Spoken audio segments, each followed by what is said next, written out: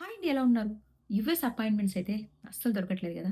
గత కొన్ని నెలలుగా స్లాట్స్ ఓపెన్ కావట్లేదని మనందరం ఎదురు చూస్తా ఉన్నాం కదా! అయితే ఇది మనకు ఉపయోగపడే విషయమే. చాలా మంది అప్లికెంట్స్‌కి అపాయింట్మెంట్స్ కనిపిస్తున్నాయంట. కానీ సోషల్ మీడియాలో మాత్రం 60 డేస్ ఆర్ లెస్ ఈ ఇన్ఫర్మేషన్ నిజమేనా అని అయితే అడుగుతున్నారు. ఈ వీడియోలో మనం ఈ ఫ్యాక్ట్స్ గురించి మాట్లాడదాం. పాయింట్‌కెళ్ళిపోదాం. పాయింట్ ఏంటంటే గత కొన్ని నెలలుగా అప్లికెంట్స్‌కైతే అపాయింట్మెంట్స్ దొరకట్లేదు గదా!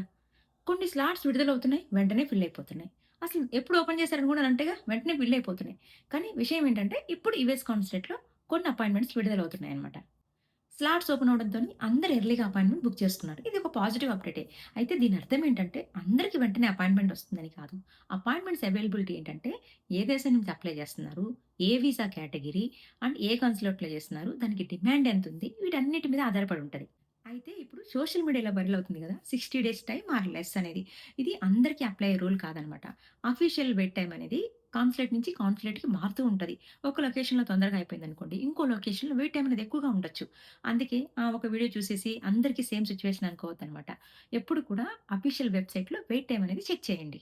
మీరెవరైనా యూఎస్ వీసా అప్లై చేయాలని ఆల్రెడీ ప్లానింగ్‌గా ఉంటే గనక అప్లికేషన్ కంప్లీట్ చేయడానికి ఇది మంచి సమయం అనమాట. అందుకే అప్లికేషన్ కంప్లీట్ చేసి పెట్టుకోండి. చాలామందేంటంటే ఆలస్యం చేస్తారు. స్లాట్స్ బుక్ ఓపెన్ అయిన తర్వాత చూద్దాంలే అప్పుడు చేసుకుందాం అనుకుంటారు. తీరా అప్పుడు ఓపెన్ అయిన తర్వాత మిస్ అవుతారనమాట. అందుకే డాక్యుమెంట్స్ అన్ని రెడీ చేసి పెట్టుకోండి. డీఎస్-160 కంప్లీట్ చేసుకోండి. ఫీ పేమెంట్ కూడా కంప్లీట్ చేసుకోండి. అలా చేసుకున్నంటే గనక స్లాట్ కనిపించిన వెంటనే మనం బుక్ చేసేసుకోవచ్చు. ఇక్కడ ఇంకో ఇంట్రెస్టింగ్ విషయం ఏంటంటే చాలామంది ఇప్పుడు యూఎస్ వీసా అమెరికా రావడానికి మాత్రమే అనుకుంటారు. కానీ వ్యాలిడ్ యూఎస్ వీసా ఉంటే గనక కొన్ని కంట్రీస్ కూడా వీసా ప్రాసెస్ అనేది ఈజీ అవుతుందంట.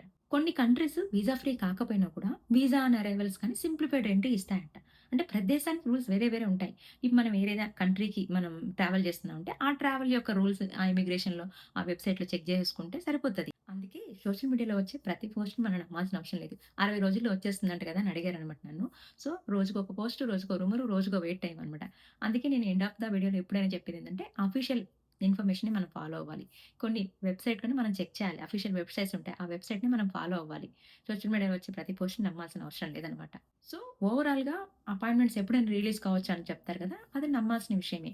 ఎట్ ది సేమ్ టైమ్ ఇప్పుడు అపాయింట్మెంట్స్ అయితే కనిపిస్తున్నాయి. అది పాజిటివ్ న్యూసే.